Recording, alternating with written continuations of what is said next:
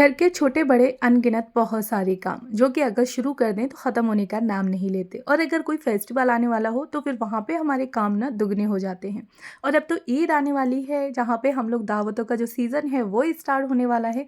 तो क्यों ना हम अपने घर को अपने आप को पहले से ही रेडी करके रखें, थोड़ी बहुत प्रिपरेशन जो है वो पहले से ही करके रखें, जिससे कि हमारी ईद भी काफ़ी अच्छे तरीके से निकले, ना कि हमारी किचन में ईद जाए और घर भी हमारा से प्रिपेयर रहे।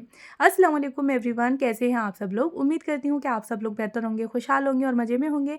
अल्हम्दुलिल्लाह हम लोग भी सभी बेहतर हैं। तो आज के इस ब्लॉग में मैं आप लोग के साथ ईद से पहले की कुछ टिप्स शेयर करने जा रही हूँ, जिससे कि हम अपने घर को ईद के लिए बहुत ही अच्छे से रेडी कर सकते हैं। तो ना फिर हमें दावतें भी करनी होती हैं, किसी के घर जाना है, किसी को बुलाना है अपने घर पे, तो ये ईद के बाद ना ईद की दावतें भी काफ़ी दिन तक चलती रहती हैं। तो क्यों ना हम अपने घर को पहले से ही रेडी करके रखें, अपनी भी जो कुछ तैयारियां हैं वो भी पहले से ही करके रखें, जिससे कि जो हमारा दावतों का सीज़न है, जो ईद है, वो हमारी काफ़ी अच्छे तरीके से निकले। अच्छा जी, तो यहाँ पे मैंने अपना जो ब्लॉग था वो मॉर्निंग से स्टार्ट किया था। बच्चों को सुबह उठते साथ ही रेडी करा, उनको ब्रेकफास्ट करवाया और साथ ही ने फिर उनका लंच बॉक्स रेडी कर दिया और बच्चों को निकाल दिया स्कूल के लिए। तो बस बच्चे चले गए अपने स्कूल के लिए और मैं लग गई थी अपनी बेसिक क्लीनिंग में, यानी कि जो मेरी डेली की क्लीनिंग रहती है वो। अच्छा, साथ ही ना अब ईद में कुछ ही दिन रह गए, यानी कि 2-3 दिन मुश्किल से बचे हुए हैं। और अगर अभी तक आप लोगों ने ईद की जो प्रिपरेशन स्टार्ट नहीं की है तो स्टार्ट कर सकते हैं। अभी भी 2 से 3 दिन बचे हुए हैं और काफ़ी अच्छे तरीके से हम इन दिनों में अपनी ईद की जो प्रिपरेशन है वो कर सकते हैं। तो सबसे पहला तो ये था कि आज मुझे अपनी बेडशीट चेंज करनी थी। अच्छा, समर्स आ गई हैं और समर्स में ना क्या होता है कि बेडशीट ना मेरी 1 दिन से ज़्यादा नहीं चलती, यानी कि आज मैंने बेडशीट लगाई है तो बस कल तक उसकी जो हालत है वो काफ़ी अच्छे तरीके से ख़राब हो जाती है। तो दूसरे दिन मुझे अपनी बेडशीट को चेंज करना पड़ता है। बच्चे खेलते कूदते हैं, खाते पीते हैं, तो फिर कितनी भी संभालो लेकिन बेडशीट ना गंदी हो जाती है। और समर्स में ना हम लोग अक्सर करके लाइट शेड की जो बेडशीट होती है ना वो यूज़ कर रहे होते हैं, तो इस वजह से ना वो और ज़्यादा जल्दी गंदी होती हैं।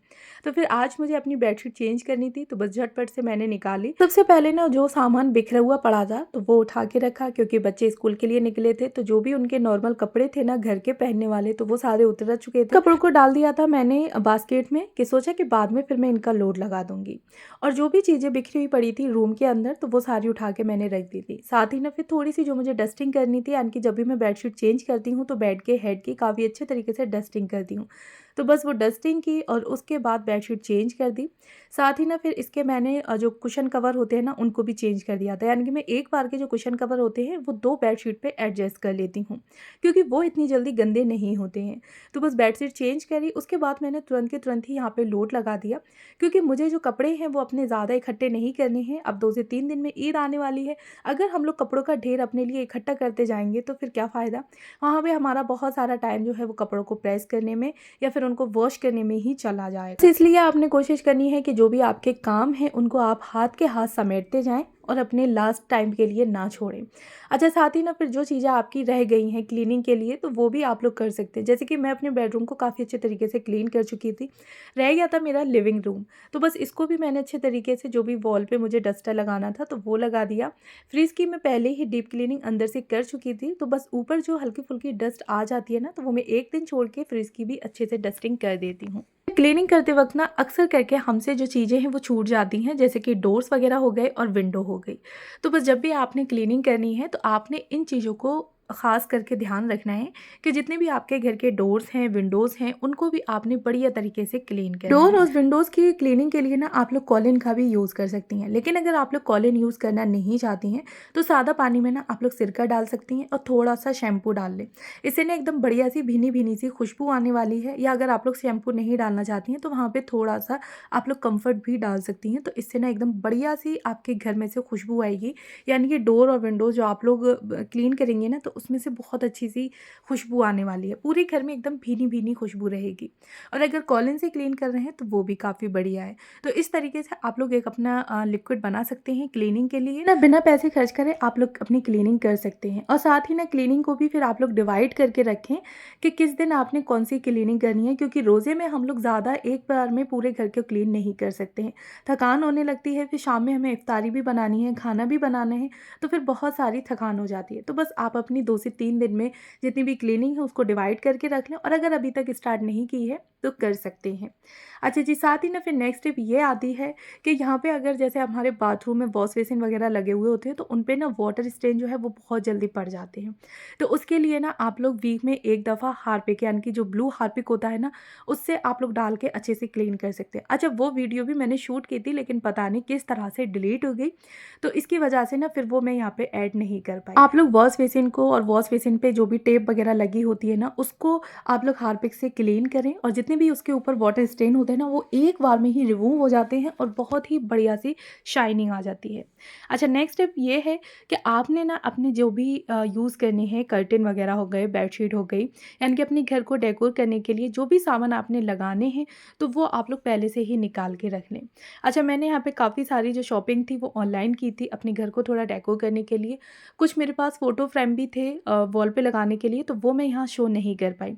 अच्छा, बेडशीट जो मैंने मंगाई थी, यानी कि जो ईद वाले दिन मुझे बेडशीट लगानी है बेडरूम में, और जो कर्टन मुझे लगाने हैं, साथ ही सोफ़ा थ्रो मैंने मंगा के रखे थे, सोफ़े के लिए मैंने कुछ कुशन्स मंगा के रखे थे। तो वो सारी चीज़ें मैं इस टाइम पे देखने लगी थी कि मैं पहले से ही चेक कर लूँ कि कोई भी चीज़ गड़बड़ तो नहीं है। साथ ही जैसे कि कर्टन थोड़े से बड़े थे मेरे, उनमें मुझे फिटिंग लगानी थी, कुशन्स वगैरह देखने थे कि वो ठीक-ठाक हैं या नहीं, और उसी के साथ ही सोफ़ा थ्रो देखना था कि वो बिल्कुल ठीक आया है या नहीं आया है, कोई गड़बड़ तो नहीं है। तो कुछ इस तरह से, यानी कि जो भी आप लोगों ने ईद के लिए डेकोरेटिव आइटम्स या जो भी आपने बेडशीट वगैरह कर्टन जो चेंज करने हैं, जो आपने थीम अपनी सोच के रखी हो कि मैं अपने घर को इस तरह से रेडी करूँगी गेस्ट के लिए, तो वो आप लोग पहले से ही सारी चीज़ें निकाल के रख लें। क्योंकि लास्ट टाइम पे अक्सर करके ये होता है कि हम लोग चीज़ें कुछ भूल जाते हैं, कुछ नहीं लगा पाते। जब सारी चीज़ें एक जगह होती हैं तो हमें पता होता है कि हमें ये चीज़ इस जगह पे यूज़ करनी थी। इस बार ना मैंने जो बेडरूम की अपनी थीम थी वो रखी है पिंक कलर की। ये कॉटन की काफ़ी अच्छी बेडशीट थी पिंक कलर की, जिसमें थोड़ा-सा व्हाइट का शेड है, और सेम कॉटन के ही मैंने व्हाइट और पिंक कलर के कर्टेन मँगाए थे। अच्छा, ये येलो कलर का और व्हाइट कलर का कॉम्बिनेशन मैंने रखा था सोफ़े के लिए, तो ये खादी और कॉटन मिक्स सोफ़ा थ्रो था। तो ये एक मिला था मुझे, सेट में ये अवेलेबल नहीं था तो मुझे सिर्फ एक मिला, तो मैंने यहाँ पे एक ही ले लिया। साथ ही ना फिर व्हाइट और येलो के ही कॉम्बिनेशन में मैंने जो कुशन थे वो परचेज़ किए थे 4 दोनों सोफ़ों के लिए। तो मैं सोचा कि ये ईद पे अपना जो थीम है वो लिविंग रूम की मुझे येलो और व्हाइट में रखनी है, और अपने बेडरूम थीम है वो मुझे व्हाइट और पिंक में रखनी है। तो बस इस तरह से कुछ चीज़ें मैंने यहाँ पे अपनी परचेज़ कर ली थी। अच्छा, ये सारी जो शॉपिंग है वो मैंने ऑनलाइन ही की थी। अच्छा, साथ ही ना फिर ये टिप और आती है कि आपने जो भी अपने कपड़े ईद वाले दिन पहनने हैं या ईद के दूसरे दिन जो भी कपड़े पहनने हैं, आपके हो गए, आपके बच्चों के हो गए, हस्बैंड के हो गए, तो वो सारे कपड़े भी आप लोग पहले से ही अपने निकाल के रखें, जिससे कि आपको पता रहे कि कौन से कपड़े में फिटिंग लगानी है, कौन से कपड़ा थोड़ा ज़्यादा लूज़ है या फिर फिटिंग है, किस में आपने क्या काम करना है, क्या नहीं। तो वो पहले से ही आप लोग उसको निकाल के देख सकते हैं। तो वहाँ ईद वाले दिन ना आपको भड़बड़ाहट नहीं होगी कि ये चीज़ मेरी बेकार है या मैं इसमें कुछ मैचिंग का नहीं ले पाई। आपके जो भी कपड़े हैं कि मैचिंग की जो भी आपने जूती वगैरह रखनी है, या फिर बैंगल्स वगैरह हो गई, रिंग है, ज्वेलरी है, सारी चीज़ें भी आप लोग पहले से ही निकाल के एक जगह पे रख सकते हैं। तो ईद वाले दिन ना आपको बिल्कुल भी जल्दबाजी नहीं होगी, क्योंकि वहाँ पे आप लोगों ने पहले से ही थोड़ी-सी अपनी प्लानिंग करके रखी है। अच्छा, साथ ही ना फिर आपने अपनी एक जो खाने की लिस्ट है वो भी बना के रखनी है कि ईद वाले दिन आपने क्या-क्या बनाना है, स्वीट डिश में और नमकीन डिश में क्या-क्या बनाना है, और फिर किन लोगों को आपने अपने घर बुलाना है, किन लोगों के घर आपको जाना है। तो जब इस तरह से आपके पास एक पूरी लिस्ट बनी हुई होगी, तो वहाँ पे बिना टेंशन के, टेंशन फ्री आपके जो काम हैं वो होते जाएँगे, और आपकी ईद जो है वो माशाल्लाह से बहुत ही अच्छी गुज़रने वाली है।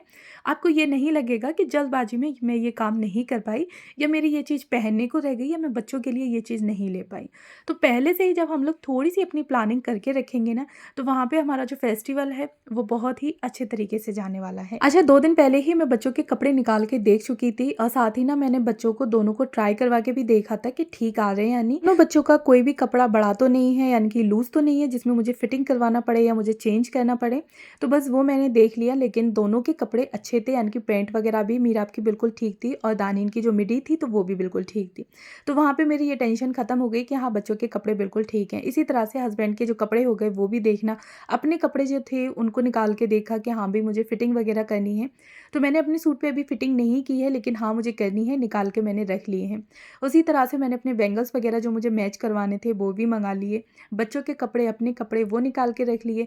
साथ ही जो भी मुझे बेडरूम में चेंजेस करने थे, डेकोरेटिव आइटम्स, बेडशीट, कर्टेन वगैरह, वो सारी चीज़ें भी मैंने निकाल के रख ली कि अब मेरी जो ईद है वो काफ़ी हद तक मैंने अपनी प्रिपरेशन कर ली है और मेरी ईद काफ़ी अच्छे तरीके से निकलने वाली है। शाम में ना फिर मैं यहाँ पे तैयारी करने लगी थी इफ्तार की, तो उसके लिए ना मैंने यहाँ पे दाल भिगो के रखी थी सुबह में ही।